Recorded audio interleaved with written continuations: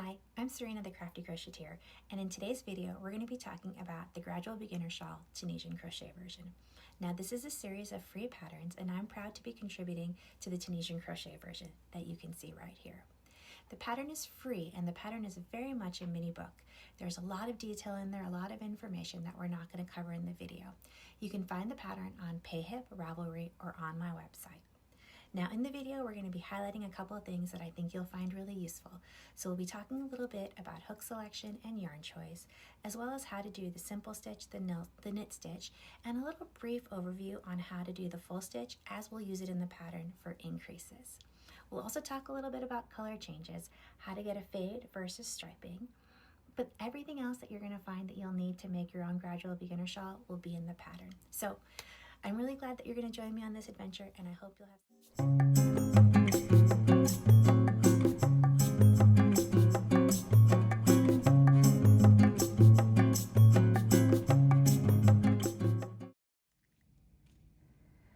So the first thing we're going to talk about is Tunisian crochet hooks. Now, Tunisian crochet hooks can be similar to regular crochet hooks, but one of the things that you really need to find are ones that are smooth.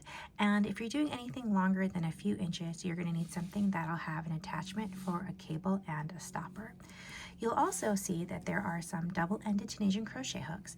And when you're dealing with Tunisian crochet in the round, something like this or two hooks that are actually attached to each other from a cable is going to be really helpful for that. So beautiful double-ended hooks, or you can, for Tunisian in the round, you can also put two hooks together. Now we're going to focus on this one hook, and I like wooden hooks. Some people like metal, but it really is personal preference. Sometimes for different fibers I might choose a metal hook over a wooden hook, but for the most part these are my go-tos. Now you'll see that we have a 6.5mm crochet hook, and they come in different sizes, and the main thing that you're going to be looking for is a hook that matches the gauge of the pattern. So having several hooks is going to be a good idea, especially as you're learning, so that you can meet gauge for your projects. So for this pattern, I used a 6.5mm hook, which is a K10.5. And what I'm going to do now is show you how we're going to attach our hook to our cable. So you'll just basically screw this on. Now different brands will have different connectors, so not all cables go with all hooks, so something to keep in mind when you're ordering. I like to tighten it down, and then if I find that if I don't use a little tool that often comes with it, this will get loose as I'm working. It's actually fallen off on me a couple times, and the stitches will get caught in there even if it doesn't fall off. So take an extra second, go ahead, put that in, and just, I like to push away from me while turning the hook towards me, just like that. So now we have our cable connected to our hook. Now the next thing is how we want to put on our stopper.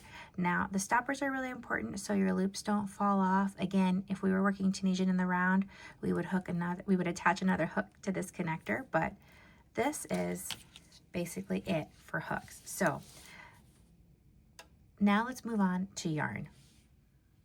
So for this pattern, I used yarn from Cesium Yarn, and I'll link to them below in the description if you want to check them out. I used 3 different colors for them. The orange here you'll see is absolutely squashed it. This speckled yarn that you see here is called Bird Situation, and then the nice brown that we used here is called O'Grady. So before we get into stitches and everything, let's talk a little bit about yarn selection. So you will need DK weight yarn, which is a CYC 3 yarn. Now this yarn is a blend of 75% superwash merino and 25% nylon. Basically what that tells me is this is going to have really good wear over time because of that nylon in, but you're going to get that really nice fabric and drape from the wool. So I like to use wool with nylon blends, but you could always use 100% wool for this if you so choose. There's tons of different yarns out there, so find one that you're comfortable with and the colors you like. One note on acrylic yarn really doesn't give you that really nice drape that you need for projects, so just something to keep in mind if you're using an acrylic yarn is that you won't get the drape you need, and you'll probably have to go up at least a hook size, if not more. The other things I'm going to recommend for this project, or when you're starting Tunisian crochet, is to pick colors that are lighter in nature. So you want to be able to see your stitches. So this nice orange here that you can see and our speckled yarn here really are able to show you stitch definition. Now this looks darker on camera. It is a little bit of a lighter brown, but I can still have really good stitch definition and see my stitches. So this will still work. So a tonal or a lightly speckled yarn, I would stay away from dark yarns, like severely dark yarns, or dark yarns that are really, really variegated. When it comes to other notions for this project, what I'm going to recommend is that you get something for blocking. Blocking is going to really help open out this and prevent that Tunisian crochet curl that we'll sometimes see. For blocking, all you need is a type of wool wash, whatever your preference is, and a bowl. I use a bowl, or you can put it in your sink if you prefer. You can lay it flat on towels. You can get blocking boards and pins, but really probably most of what you have, except for probably the wool wash, is already in your house. And I have a separate video that I'll be sharing on how to block. For other materials, scissors, stitch markers are always great, especially for marking increases or keeping track of your stitch count. So always recommend stitch markers as well. You'll see me using them throughout many of my different patterns to help me keep track. So with this pattern, I'm going to actually take a second and remove the cable. So I went and put this in and then just twisted the hook away from me and made a really simple, easy removal because we're going to be working just a mini shawl. And to begin with, we won't need this. So I'm going to put that to the side. I have the first color, so absolutely squashed it. And I'm going to grab some yarn and we're going to talk about how to begin your shawl. So for this, you're going to need to know how to do a slip knot. So what I like to do is take the short end of my yarn, hold it between my thumb and my fingers, wrap it around just like that, and what I'm going to do is go underneath the short end, grab that long end, and then just pull it tight, and it'll pull. And then again, if you see how much yarn that is, don't worry, we're just gonna knock it down just like that. And as I mentioned, I have a video specifically on this if you need more instruction. Now we're gonna go ahead and take our yarn, and how you hold it is really going to depend on you. I like to just wrap it around my fingers a couple times. I like a little bit more tension. And then I'm going to just take my yarn around and we're going to chain. And we're going to chain. For this, it's going to be a demo. I'm just going to make a chain of maybe 10 to 15. And the goal of this is just to show you how we're going to get started. So I have my chains. And you can see that we have the back here, and as I was working, I twisted it.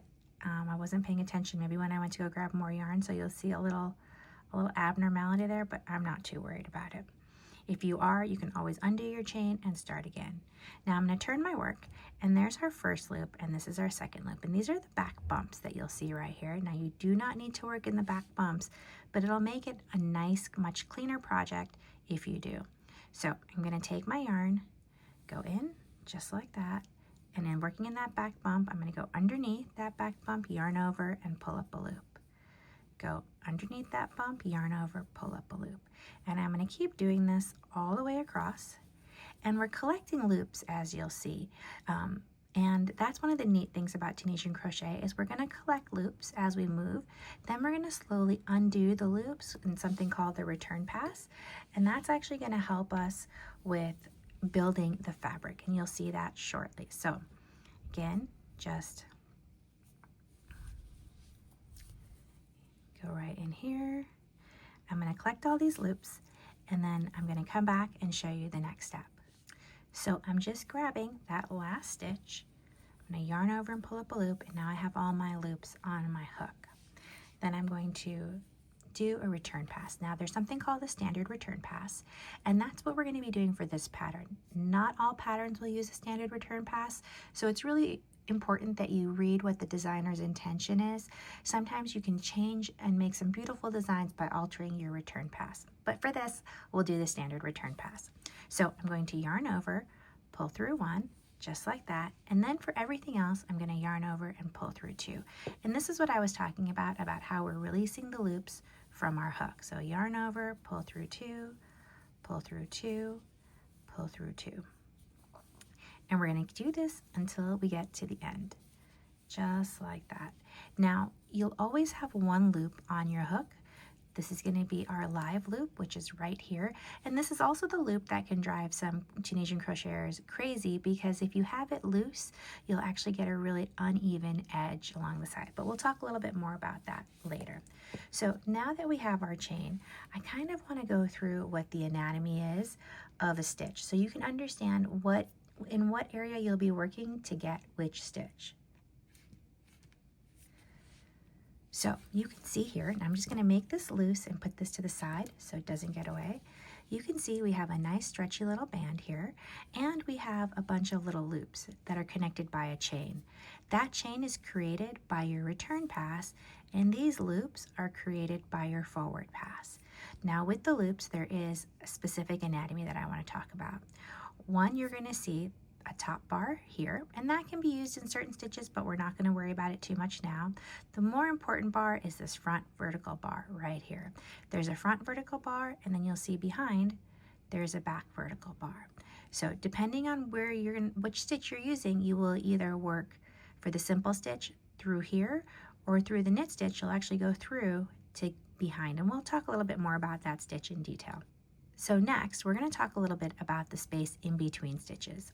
So you have one stitch here and you have one stitch here. The space in between can also be used to work a stitch, and that's what we're actually going to do for the full stitch, is we're going to be working in between the stitches there. For the Gradual Beginner Shawl, the only time you're going to be working that is right here between the first and the second stitch, so between your live loop and the next stitch, to do an increase.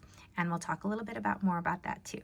So for Tunisian crochet, you have your vertical bar and you have your top bar. You have your front vertical bar, you have your back bar, you have your top horizontal bar, and then you also have a bottom horizontal bar. And all of these can be used to make beautiful stitches of the stitch. So now that we've talked a little bit about the anatomy of the stitches, let's talk about how we can do our first stitch, which is the Tunisian simple stitch.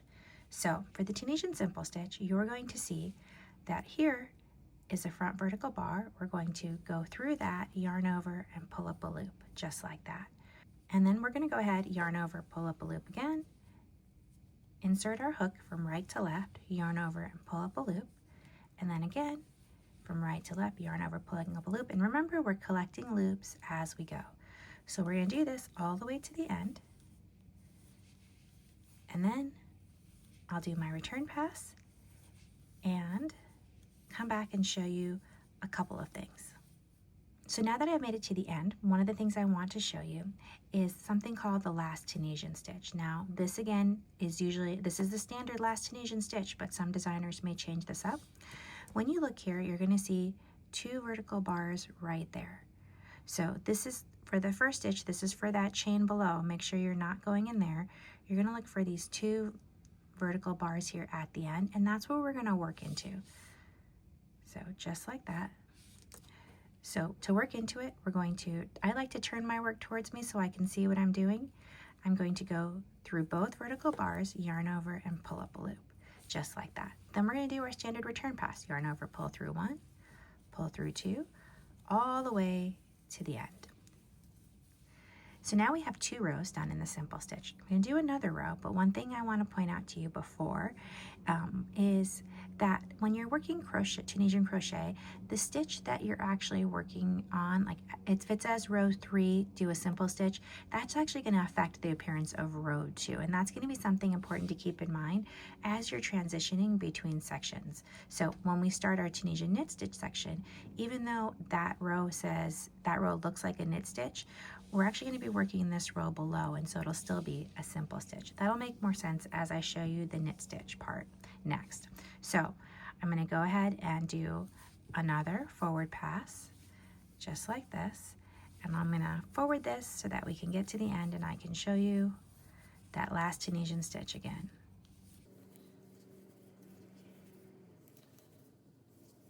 So again, here's our end. We're going to turn our work towards us. We can see those 2 loops right there at the end. You want to make sure you're not working into this chain just here.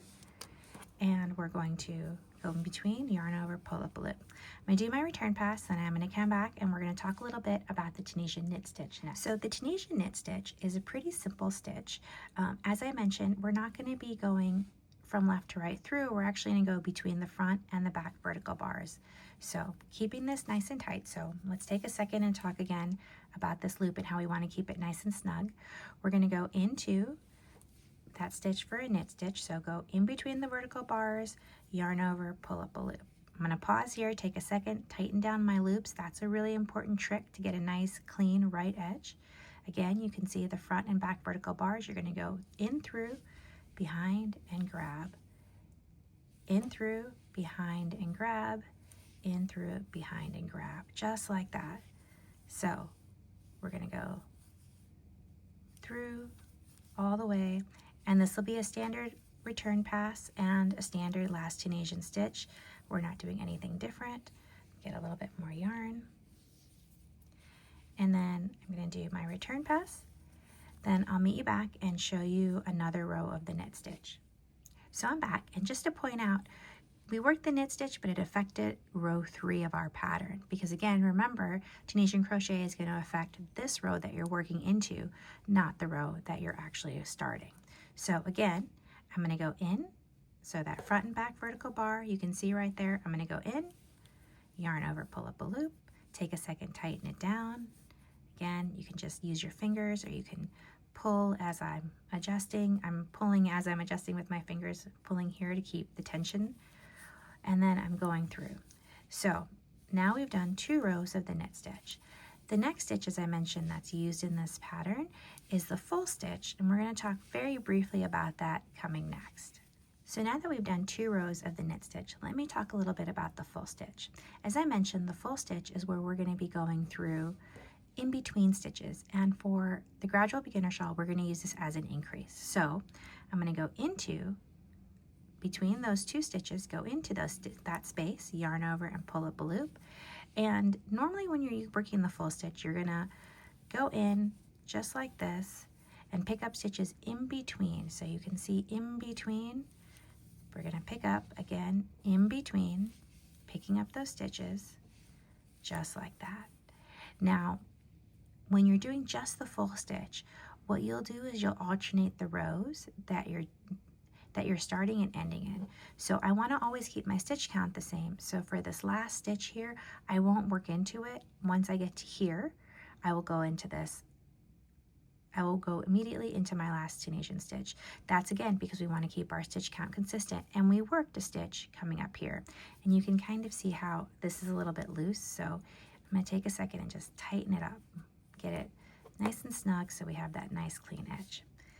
Now, I'm going to keep working this full stitch. So remember, I'm going in between the stitches, and I want to keep my stitch count the same. So I'm not going to work here unless I want to do an increase. So for the Gradual Beginner Shawl, the way that it works is I'm going to undo this. We do our full stitch. Because we're working an increase, we immediately go into working this stitch for whatever pattern we want. So if we're doing the simple stitch, we would just pick up the simple stitch just like that and go all the way across. Now I'm not going to go into more detail about the full stitch, but I promise to do a full tutorial on it later, so you can see how to work the second row, because the second row is going to be a little bit different when you're working the full stitch in order to keep, again, your stitch count consistent. So doing my return pass, the next thing I want to talk about is color changes. When we're working with color in Tunisian crochet, there's 2 things that you can do.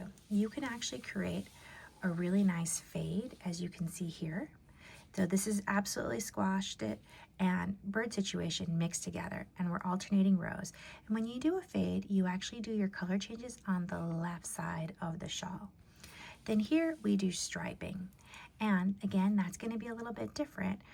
When we do stripes, we want the one color to end and the next color to start right away.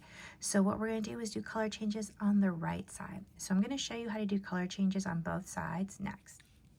So I'm just about to finish my return pass, and as you can see, I have 2 loops left on my hook. Normally you would just yarn over and pull through 2, but what we're going to do is introduce a new color. So let me grab my second color.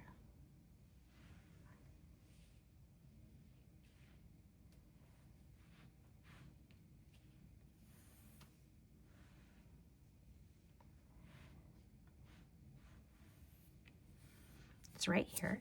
And what I'm going to do is I'm going to take the second color. I have 2 loops left on my hook. I'm going to yarn over just like that and pull through 2 just like that. And this is how we do a color change. And you can pull this snug and it's going to help keep that nice and tight.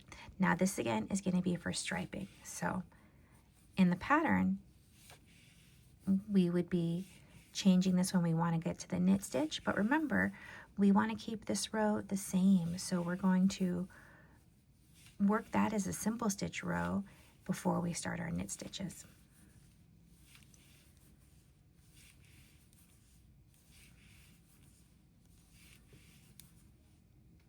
And then yarn over, pull up a loop just like that.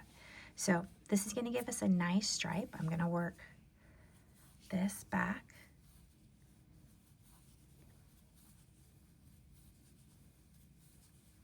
Just so that we can get an idea. I'm going to work it forward one more time, and then I'm going to show you how we're going to do color changes on the left side so that we can get that fade look that everybody loves with Tunisian crochet. So I finished my forward pass, and now I'm going to go ahead and introduce this color as a fade. And what it's going to do is you're going to see the return pass in this color, and then we'll do the forward pass again in this color. Then we'll switch back to the return pass for the next row. And this will all make sense once you see it happening. So I have all of my loops on there. So unlike the forward, when we're doing the return pass color change, we're just going to go ahead and I have my yarn, I'm holding it in my hand. I'm just going to yarn over and pull through 1, just like we would for a standard return pass. Then I'm going to pull through 2, and go all the way back. Now I'm going to finish this return pass, then I'm going to work my forward pass in simple stitch again, and I'll come back and show you how we're going to change from this color back to our darker brown color. So we're back, and one thing I want to point out is that you won't have a very clean vertical bar because you'll have this loop just sitting here. So when I work it, I kind of work, I take the strand of yarn and just bring it over so it mimics having 2 loops. Then you can change colors at this point if you wanted to the second color. Totally your call. I like to wait and change it so that it's consistent, because otherwise this color will be in the brown. So now that I have all my loops on my hook, I'm going to drop this color and pick up my other color that I want to do the striping with. And that's it. I've dropped that color.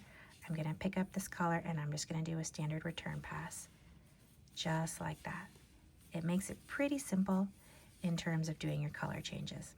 So I'm going to do a couple rows in the brown, and then I want to come back and show you the next section, which is how we added this special little pattern right at the end, which I'll show you on the shawl as well. So at the end of the Gradual Beginner Shawl, we add a little textural element just to give the shawl a really pretty border, and this is the Tunisian chill stitch. So you can see I ended my fade, and then I start with the chill stitch. And the chill stitch is actually going to build on the 2 stitches that you already know how to do, the simple stitch and the full stitch, and all we're going to do is alternate them. So let me show you that. So here is my little test swatch that we've been working on, and to do the chill stitch, I'm going to go ahead and pick up a stitch in the simple stitch, and then in the next stitch I'm going to work a knit stitch. So let me show you that again. Simple, knit. So remember, for the simple we're going from right to left on those vertical bars, and for the knit stitch we're going in between the vertical bars, yarning over and pulling up a loop. Again, here and here, get a little bit more yarn. So simple, knit, and we're ending on a simple, just like that. So now I'm going to do my last Tunisian stitch, and I'll do my return pass, and I'll meet you back to show you how we do the second row, because this is a 2-row repeat. So I finished my roll here, and you can see this Tunisian curl that everybody talks about, but as you can see from my shawl, once I blocked it, it was absolutely beautiful, and I didn't have any curl whatsoever. So blocking is super important when it comes to Tunisian crochet. So we started our last row with a simple stitch. So we're going to alternate. One row you'll start with the simple stitch, the next row you'll start with the knit stitch, and this is going to create a nice staggered effect.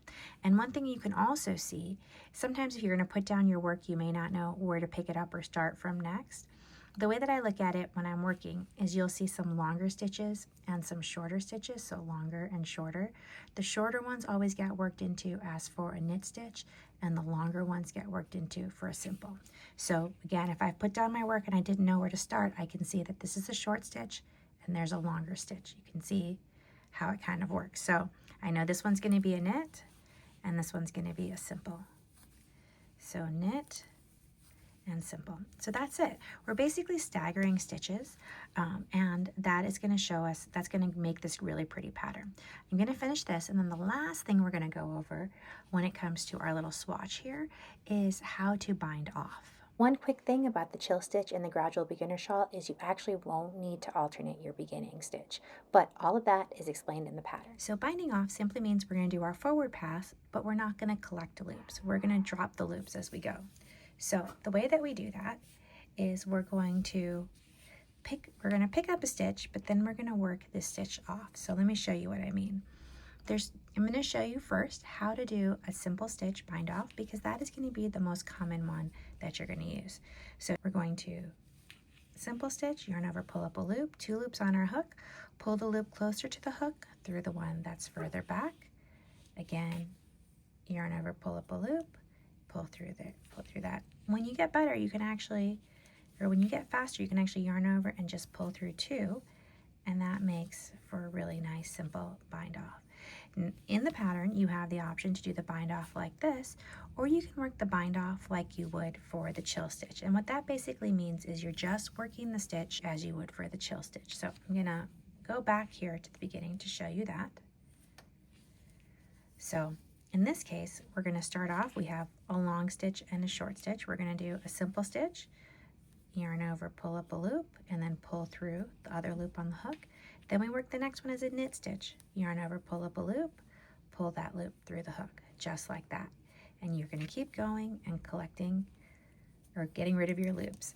Now, I'm going to go finish this at the end because I want to show you how we do the last step for the bind off. So I have my last loop and I'm pulling through just like that. Now at this point, you can just go ahead and snip this off if you wanted to. You can also snip here and then pull through so you have one last loop like this. Let me tighten that a little bit before you bind off. So that's essentially it. This is the basics for Tunisian crochet, and this will help you get through the gradual beginner shawl pattern. So I hope you enjoyed this brief tutorial on how to do the gradual beginner shawl. Now remember, this is a free pattern that's available on both Ravelry and on PayHip, and you can also find it for free on my website. So it's going to be in 3 different locations. The goal of this video was just to help with some of the areas that I think that visual learners might succeed a little bit better with by actually seeing what we're doing. Now the pattern itself is like a mini book. It'll go in through all the details that you need to know, and it dives into how to make a gauge swatch, how to measure your gauge swatch, as well as a few other things that I think you'll find really useful. I will put links for where to get the pattern down below. I hope you really enjoyed this, and I hope you actually make something out of Tunisian crochet. It is probably my favorite way to make anything because I love the drape and the fabric that you get from working with it. And you can do some really beautiful color changes that you just can't do in any other medium that I'm aware of. So I hope you liked this video. If you did, please give it a thumbs up, share it with your friends, and do subscribe and follow me more. You can also follow me on Instagram if you want to see what I'm working on next. Thanks, and happy crocheting!